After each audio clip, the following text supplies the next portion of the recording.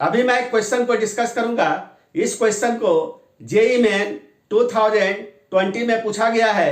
देखिए क्वेश्चन आपका क्या है, two particles of equal mass small m. तो यहां देखिए ये हमारा आपका पार्टिकल आपका 1 है, ये हमारा आपका पार्टिकल 2 है और दोनों पार्टिकल का मास आपका इक्वल है और वो इक्वल मास हमारा स्मॉल एम आपका दिया हुआ है। Have respective initial velocity. Particle 1 के वेलोसिटी को मैं u1 वेक्टर मानता हूं, पार्टिकल 2 के वेलोसिटी को मैं u2 वेक्टर मानता हूं और u1 वेक्टर हमारा है आपका ui कैप और u2 वेक्टर हमारा है आपका u multiplied bye i cap plus j cap divided by 2। ये जो स्थिति आप देख रहे हैं ये स्थिति हमारा बिफोर कॉलिजन है। इसके बाद दिया हुआ है कि they collide completely inelastically. Particle 1 and particle 2 के बीच में कॉलिजन कंप्लीट इन इलास्टिक है। तो कंप्लीट इन इलास्टिक कॉलिजन में both particles stick together after collision and both move with a common velocity. तो आफ्टर कॉलिजन टोटल मास जो हो जाएगा आपका m प्लस m, ये आपका 2m हो जाएगा और बोथ पार्टिकल आपका मूव करता है कॉमन वेलोसिटी से, तो उस कॉमन वेलोसिटी को मैं वेक्टर v मान लेता हूं। ये जो स्थिति देख रहे हैं ये स्थिति हमारा आपका आफ्टर कॉलिजन है। अब देखिए यहां पर पूछा जा रहा है कि the energy lost in the process. तो एनर्जी लॉस्ट को कैलकुलेट करना है। तो एनर्जी लॉस्ट को कैलकुलेट करने के लिए हम लोग क्या करेंगे कि total kinetic energy before the collision को कैलकुलेट करेंगे और total kinetic energy after the collision को हम लोग कैलकुलेट करेंगे और total kinetic energy before the collision में सब्ट्रैक्ट हम लोग कर देंगे total kinetic energy after the collision. तो काइनेटिक एनर्जी लॉस्ट हमारा आपका कैलकुलेट हो जाएगा। तो यहां पर देखिए क्या है कि फाइनल काइनेटिक एनर्जी को कैलकुलेट करने के लिए आपको फाइनल वेलोसिटी पता होना चाहिए। तो फाइनल वेलोसिटी को निकालने के लिए हम लोग यहां पर law of conservation of linear momentum को यूज करेंगे और ऐसे भी हम लोगों को मालूम है कि कंप्लीटली इन इलास्टिक कॉलिजन में मोमेंटम आपका कंजर्व होगा। यहां देखिए बिफोर कॉलिजन पार्टिकल 1 का जो मोमेंटम होगा m u1 वेक्टर, पार्टिकल 2 का मोमेंटम हो जाएगा आपका m u2 वेक्टर और दोनों को आप ऐड कर दीजिए तो यही हमारा हो जाएगा total momentum of both particles before collision और ये इक्वल हो जाएगा आपका टोटल मोमेंटम आफ्टर कॉलिजन। तो देखिए तो आफ्टर कॉलिजन मास आपका 2m और वेलोसिटी हमने क्या माना है v, तो यही हो गया आपका 2m v vector total momentum after collision. तो अभी देखिए क्या है कि m आपका यहां भी है, यहां भी है, यहां भी है, तो ये कैंसिल आउट हो जाएगा। तो देखिए तो लेफ्ट हैंड साइड में आपका बचेगा u1 vector plus u2 vector is equal to आपका 2v वेक्टर।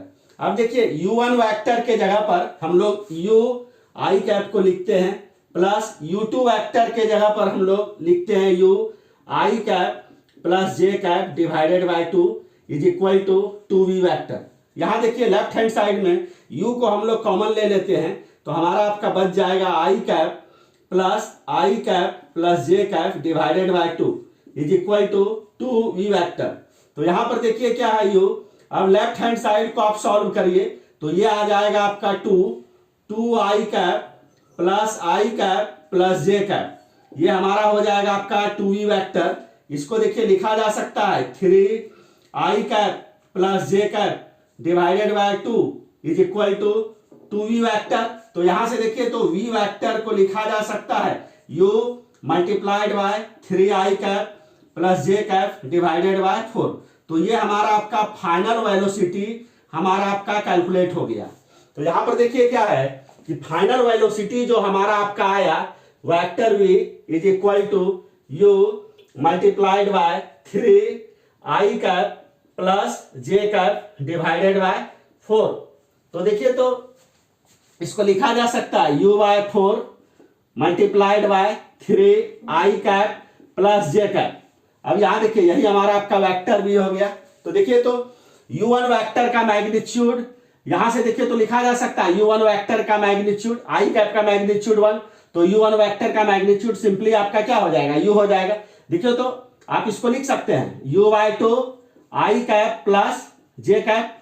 तो यहां से देखिए तो U2 वेक्टर का अगर मैग्नीट्यूड अगर आप लिखिए तो U/2 तो रह ही जाएगा, और आई कैप प्लस जे कैप का जो मैग्नीट्यूड होगा, आई कैप प्लस जे कैप का मैग्नीट्यूड ये सिंपली आपका क्या हो जाएगा, आपका √2।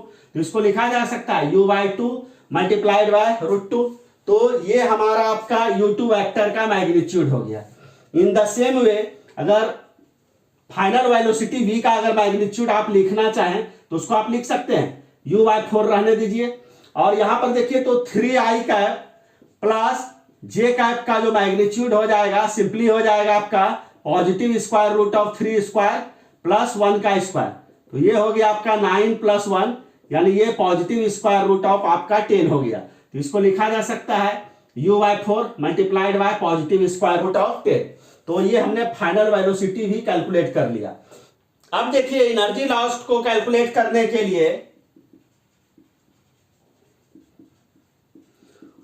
Total kinetic energy before the collision, तो देखिए तो बिफोर द कॉलिजन पार्टिकल 1 का काइनेटिक एनर्जी आपका होगा हाफ m(u1)² प्लस पार्टिकल 2 का काइनेटिक एनर्जी हो जाएगा हाफ m(u2)²।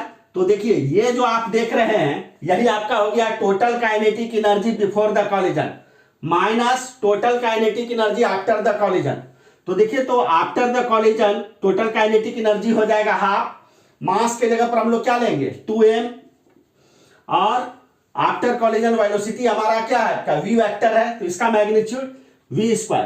तो यहां देखिए तो हाफ m आपका यहां भी है, हाफ m आपका यहां भी है, और हाफ m आपका यहां भी है। तो हम लोग कॉमन ले लेते हैं हाफ m को।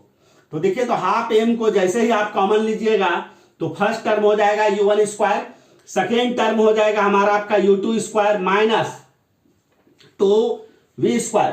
अब देखिए इसको लिखा जा सकता है हाफ m, U1 के जगह पर आप U को ले लीजिए U² प्लस U2 के जगह पर ले लेना है U/2 √2 का स्क्वायर माइनस 2, और v के जगह पर ले लेना है आपको U/4 मल्टीप्लाइड बाय √10 का होल²।